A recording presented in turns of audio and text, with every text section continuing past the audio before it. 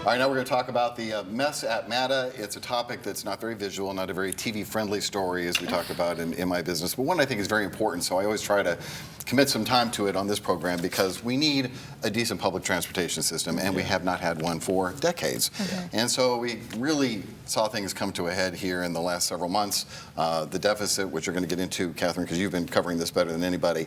But now we have the board that's been fired by the mayor and a new board that's gotten to work. And you really have gotten in the weeds with this story, and and there are plenty of weeds to pull. What strikes you about this new board? Are they serious? Are they getting to work here, and are they? Do they see it as much of a problem as those of us here at this table do? I think it's a very serious new board. I spent a good chunk of Wednesday with them during, they called it a retreat, but it's really orientation. It was boot camp for the new board members. And I think it's really interesting that this is an entirely new board. I've never seen that before. Usually there's staggered terms, but they're all new. Blank slate, as Mayor Young said.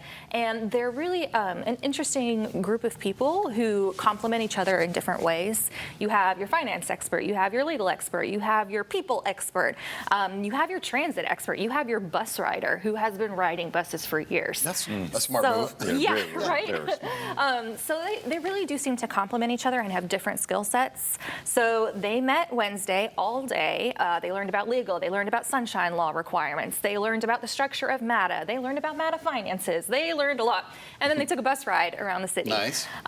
So I was very impressed. They've already chosen a chairwoman, Emily Greer, who owns Greer Leadership Solutions and spent 29 years as a senior executive at Alsac and St. Jude. So she clearly knows how to lead people, and you can see her already kind of corralling people, pulling them together, figuring out when they're going to meet.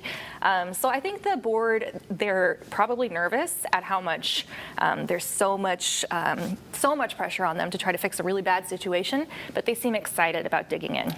Where do they begin? I mean, I wouldn't even know where to start with that. Yeah, I think they need to begin with money.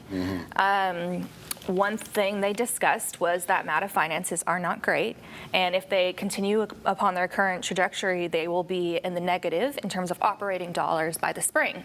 So they need more money, or you have to cut routes, and we know nobody wants to cut routes. The mayor doesn't want to cut routes, they don't want to cut routes, but you're going to have to make significant changes because right now the budget doesn't work out.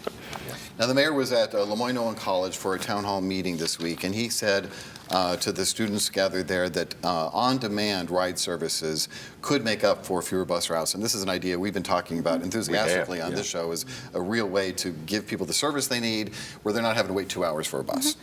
Yeah, I know some people who love on-demand, and I know some people who hate on-demand. So with anything, you have to make sure that it works well, whatever the system is.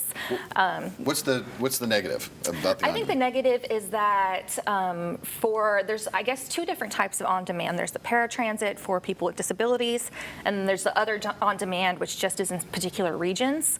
So in the case of the second option, it is very regional. It doesn't go as far as a fixed route bus would go.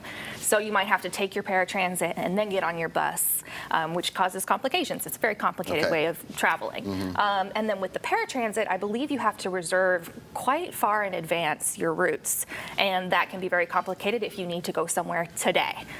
So there's complications that will need to be thought through if this is a solution. I think right now kind of all ideas are on the table. How much of a priority is the trolley and bringing that back?